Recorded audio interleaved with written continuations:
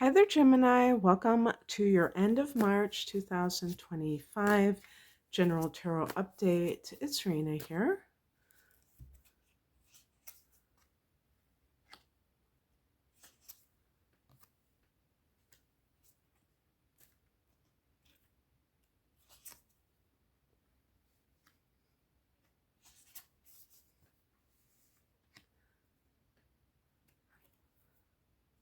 I'm going to take this one. This is the Flower Child Tarot deck that I recently obtained. I don't like to end on twos. I know Gemini wouldn't mind because your symbol is like a two, but I'm a little bit, see? That's your symbol, but it's a Roman numeral too. Before I go any further, recently I made an announcement that I was going to move all my tarot readings to another channel, and that's pretty much true. I'm going to have a lot of readings over there, but I'm going to retain one set of readings over here simply because I do offer private readings that involve tarot as well, and astrology, but the tarot. And so to never do a reading here would probably make it somewhat incomplete. So I'm going to hold off on avoiding them altogether. But if you are a tarot person and you like the more the merrier with tarot, my second channel is called Tarot Alchemy by Raina Moon, and the @ is @ Readings by Raina. I'll try to remember to put it below. But, you can just put that into the YouTube search box. It'll come up. So, just want to let you know that. The heart of the matter is the Knight of Swords, and this is a card of change being afoot, and it's certainly swords for Gemini. That's you. It's the, to me, it's like the truth serum. And you can see those clouds and the lightning, and I think it's the bolts of truth that are kind of like you're really trying to spread that kind of that straightforward message, because maybe there has been something that you haven't been forthcoming about for whatever reason. When we look at the past position, we're talking about the Hierophant. So this can be a card of conformity, of going along with the program, this is a marriage card. And so I think this could be the biggest theme of that, is the idea of, being honest with another person, but even with yourself about it, because the higher message is the World card, and that is the last card of the major arcana, so that it indicates like the end of a cycle. So it could be that a marriage is over, what's that saying, going all over but for the shouting, or you realize that something has kind of run its course and you're not going to be quiet about it anymore. You're going to be straightforward. What crosses you is the Three of Wands, and so there might be a fear of growth.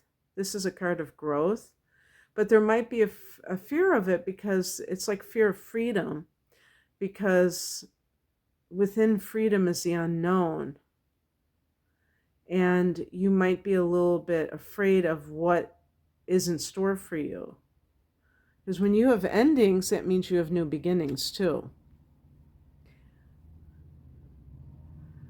What's coming in is the Six of Pentacles. This is a card that is connected to give and take. So energetic reciprocation. And also, it's important to know too, to me, the Hierophant can be this hierarchy or this kind of environment, like a workplace, that doesn't really resonate with how you view the world. That it's kind of like the pecking order, or, like, or even like a corporate environment where people are supposed to conform and they're not supposed to be individualistic. And the Six of Pentacles is about give and take, which means that you give of yourself, but you are getting back something too. You're not just giving without getting. So in the workplace, it's like you're making you're having financial compensation that is fair for the kind of energy that you're putting out. In relationships, it's a kind of like two-way street. It's not just a one-sided relationship where you're always calling that person or you're always pursuing that person. They care enough to kind of reach out to you, and they're really that into you.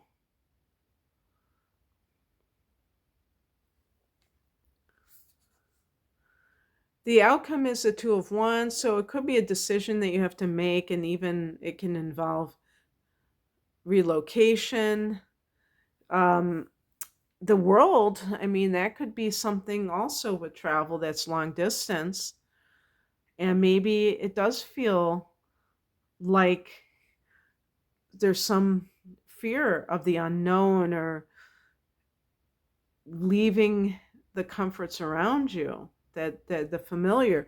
Yes, Gemini is one of those signs that I would characterize overall as adventurous, but that doesn't mean that every Gemini is the same. Some of you maybe, you might have like inner plants in Cancer because it's right next to Cancer, and you might be homebodies, and you might be people who like the tried and true a lot, the familiar, or also the Taurus energy.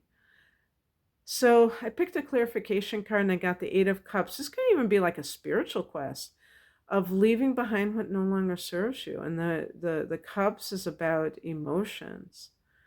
And it's like if you're not feeling something, why would you stay? If it's like if you're indifferent, or you're just like something has run its course, maybe at one time it was something that felt like growth to you, but now it simply doesn't. And to stay seems like kind of stagnant energy. And this is really about following your heart, I would say. It could be a spirit, like I said, a spiritual quest.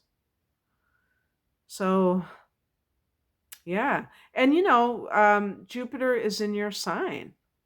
So that really adds to this idea of expansion, wanting more out of life, which is what the Three of Wands is all about. So anyway, that's what I have for you, Gemini. I hope that this resonated. If you would like a private reading, be it tarot, astrology, or both, I have some package deals as well as single readings. You can find out more information at the link below. Thanks for watching. Bye.